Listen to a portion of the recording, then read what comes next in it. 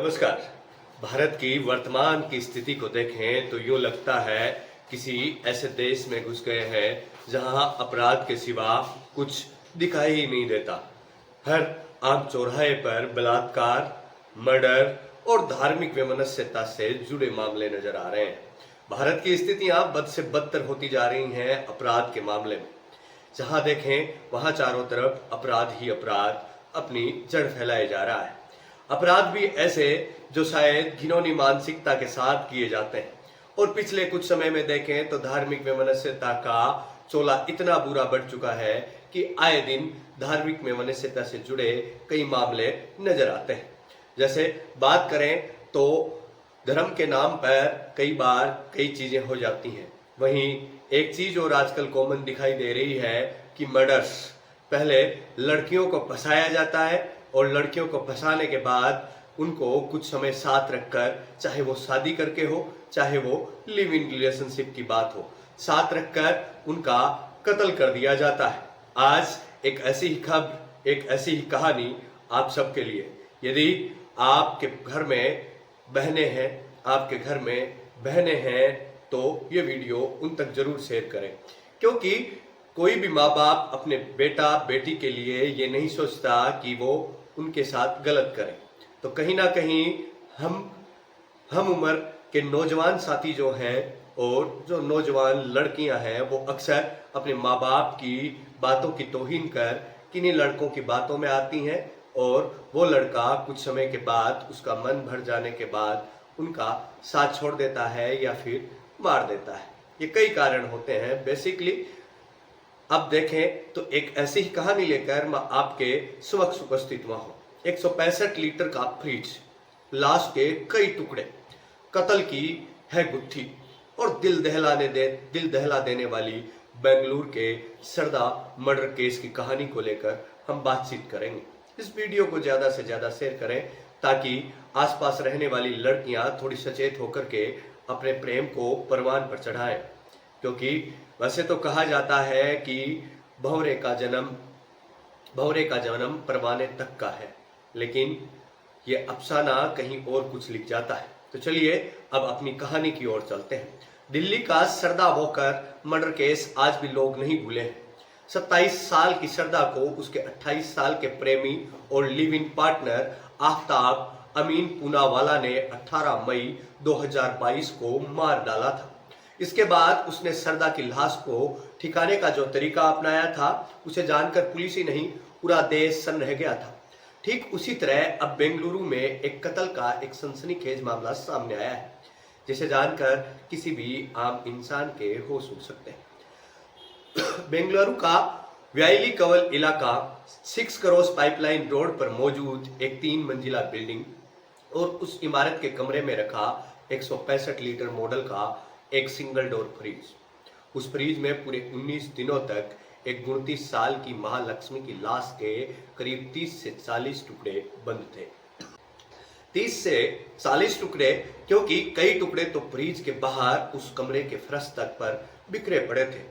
खुद बेंगलुरु पुलिस को याद नहीं उन्होंने इससे पहले कभी इतना खौफनाक या दहला देने वाला मंजर या यूं कहें कि कोई क्राइम सीन देखा हो। शुरुआत में तो खुद पुलिस वाले इस कमरे में जाने की बजाय उल्टे पांव लौट गए थे। कमरे में टुकड़ों की शक्ल में सबूत ऐसे बिखरे पड़े थे कि बेंगलुरु की फोरेंसिक टीम को भी उसे समेटने के लिए सरकारी अस्पताल के मेडिकल स्टाफ को बुलाना पड़ा। अब बात करते हैं महालक्ष्मी की। दरअसल करीब 19 दिन बाद इस कमरे का दरवाजा बीते शनिवार यानी कि 21 सितंबर को दोपहर करीब 3:30 बजे खोला गया था। उस बिल्डिंग के फर्स्ट फ्लोर पर 5 महीने पहले ही महालक्ष्मी किराएदार के तौर पर रहने आई थी। नेपाल की रहने वाली महालक्ष्मी वहां अकेली रहती थी। पड़ोसी भी उसे नहीं जानते थे। वजह यह थी कि हर रोज सुबह 9:30 बजे घर से निकलती और रात 10:30 के बाद ही घर लौटती थी। महालक्ष्मी की माँ और बहन बेंगलुरु में रहते हैं। 2 सितंबर के बाद अचानक महालक्ष्मी का फोन बंद हो गया। उसकी माँ और बहन लगातार फोन करते रहे पर बात नहीं हो रही थी। इसी बीच 20 सितंबर को कुछ पड़ोसियों ने बिल्डिंग के मालिक को शिकायत करते हुए बताया कि बंद पड़े महालक्ष्मी के घर के अंदर से अजीब सी बदबू आ रही है। रेंट एग्रीमेंट के वक्त इमरजेंसी कॉन्टेक्ट के तौर पर महालक्ष्मी ने बेंगलुरु में ही रहने वाली अपनी माँ और बहन का पता और फोन नंबर दिया था। मकान मालिक ने महालक्ष्मी की मां को फोन किया और उन्हें महालक्ष्मी के घर से आ रही बदबू के बारे में जानकारी दी। बीते 19 दिनों से वैसे ही महालक्ष्मी से मां की बात नहीं हुई थी। मकान मालिक की बात सुनकर वो घबरा गई। महालक्ष्मी के घर की एक चाबी मां के पास रहती थी। वो फौरन चाबी लेकर अपने दूसरी बेटी के साथ महालक्ष्मी के घर पहुंची। मकान मालिक और पड़ोसियों की मौजूदगी में घर का दरवाजा खोला गया, लेकिन दरवाजा खुलते ही अंदर से इतनी तेज बदबू आई कि सभी पीछे हट गए। कुछ देर बाद हिम्मत करके फिर से पुलिस वाले अंदर गए। फर्श पर हर तरफ खून के निशान थे। मांस के छोटे छोटे लोथड़े यहाँ वहां बिखरे पड़े थे और खून की एक सूखी लकीर कमरे में रखे फ्रिज तक जा रही थी। जैसे ही फ्रिज का दरवाजा खुला, एक चीख के साथ सभी लोग उल्टे पैर कमरे से बाहर की तरफ भागे। उस एक पल में उन्होंने जो कुछ फ्रिज के अंदर देखा वो दिल दहला देने वाला था। फ्रिज के अंदर था एक सिर, 2 इंसानी पैर। मकान मालिक सब कुछ समझ चुका था। उसने तुरंत फौरन पुलिस को फोन किया। आनंद फैनन में पुलिस भी मौके पर पहुंची। अब पुलिस कमरे में दाखिल हुई, लेकिन बदबू इतनी तेज थी कि उनसे रुका नहीं गया। पुलिस टीम भी बाहर निकल आई। फिर डबल मास्क मंगाया गया। डबल मास्क पहनकर फिर से पुलिस कमरे में गई। फ्रिज का दरवाजा खुला था। सामने सब कुछ दिख रहा था। फ्रिज के सबसे ऊपरी खाने में 2 इंसानी पैर रखे थे। बीच के खाने में इंसानी जिस्म के अलग अलग हिस्से और सबसे निचले खाने में रखा था एक सिर, महालक्ष्मी का सिर। अब फ्रिज के बाहर पुलिस की नजर कमरे के फर्श पर पड़ी। फर्श पर नजर पड़ते ही खुद पुलिस वालों के हाथ पांव कांप गए। जमे हुए खून के साथ साथ छोटे छोटे मांस के टुकड़े इर्द गिर्द पड़े थे। शायद वो उस शरीर को काटने में जो मांस के छोटे छोटे टुकड़े बिखरते हैं, वो टुकड़े शायद फर्श पर अपनी जगह बना चुके थे। अब forensic science laboratory and scene of crime officers यानी सोको को मौके पर बुलाया गया। सोको के लिए भी ये एक अजीब क्राइम सीन था। ऐसे क्राइम सीन से सबूत बटोरना हद से ज्यादा मुश्किल था। लिहाजा अब मदद के लिए सोको की टीम ने बोरिंग अस्पताल के मुर्दाघर के स्टाफ को बुलाया। मुर्दाघर के स्टाफ के पहुंचने के बाद फ्रिज से लेकर फर्श तक बिखरे लाश के टुकड़ों को समेटा गया और इसी समेटने के दौरान यह अंदाजा हुआ कि लाश के टुकड़ों की तादाद 30 से 40 के दरमियान थी। टुकड़ों में बटी इस लाश को अब मुर्दाघर भेज दिया गया था। अब बात यह आती है कि महालक्ष्मी का कातिल आखिर कौन था? शायद उसका पति हेमंत या फिर कोई और। तफ्तीश के मुताबिक हेमंत और महालक्ष्मी के बीच दूरी थी और दूरी की वजह थी लव ट्रायंगल। हेमंत को शक था कि झारखंड के रहने वाले एक हेयर ड्रेसर अशरफ और महालक्ष्मी के बीच अफेयर चल रहा था। मैंने नाम लिया अशरफ। इसी बात को लेकर हेमंत और महालक्ष्मी के बीच काफी झगड़ा होता था। इसी झगड़े की वजह से करीब 9 महीने पहले महालक्ष्मी अपने पति हेमंत से अलग रहने लगी थी। कुछ महीने माँ और छोटी बहन के साथ रही और फिर 5 महीने पहले किराए के घर में शिफ्ट हो गई।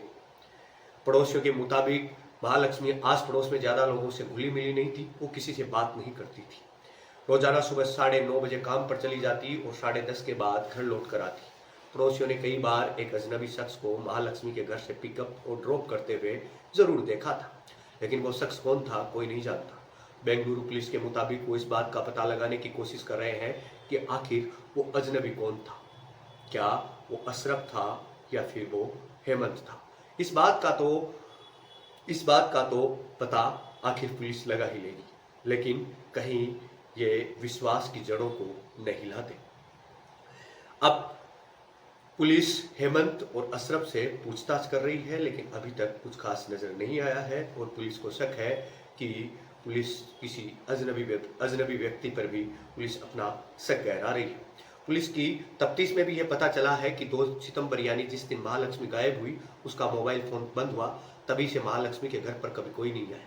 यहाँ तक कि पड़ोसियों ने भी 2 सितंबर तक या उसके बाद कभी महालक्ष्मी के घर से कोई आवाज नहीं सुनी। और यह भी पता चला है कि जल्दबाजी में कातिल था। जिस तरह से कत्ल के बाद महालक्ष्मी के टुकड़े किए गए उसे देखकर पुलिस को लगता है कि कातिल बेहद जल्दबाजी में था। यानी कातिल ने घर के अंदर तसल्ली से लाश के टुकड़े किए, यानी कि कत्ल के बाद भी वो कई घंटे या बहुत मुमकिन है पूरी रात वहीं रहा।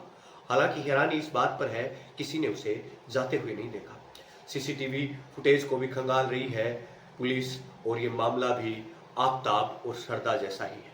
आफ्ताब और सरदा भी 18 मई 2022 को सरदा का कत्ल हुआ था। उससे पहले आफ्ताब और सरदा भी इसी तरह लिव इन रिलेशनशिप में रह रहे थे और सरदा का भी टुकड़े टुकड़े करके मर्डर किया गया था। ये घिनौना काम आखिर किसने किया, ये तो आखिर पुलिस पता लेगा ही लेगी, लेकिन मेरा कर्तव्य है वो मैं निर्वहन कर रहा हूँ आप तक इन खबरों को पहुँचा कर। आप अपने कर्तव्य का निर्वहन करें और इस वीडियो को ज़्यादा से ज़्यादा लोगों तक शेयर करें, ताकि कई लोगों की आंखों से पर्दे हट जाएं, कई लोगों की आंखें खुल जाएं। अभी मैं आपसे विदा लेता हूँ, मिलते हैं किसी ऐसी ही सनसनीखेज खबर या कहानी के साथ। तब तक के लिए आपका धन्यवाद, आभार।